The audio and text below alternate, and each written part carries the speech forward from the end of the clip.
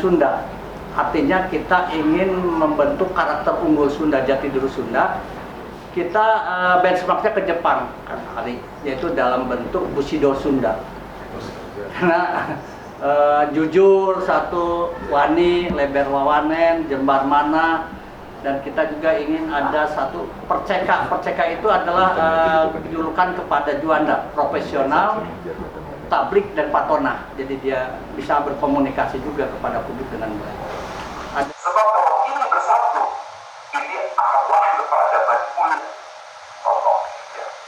Contoh Hong Kong. Hong Kong itu kombinasi antara Konfusius dengan Inggris.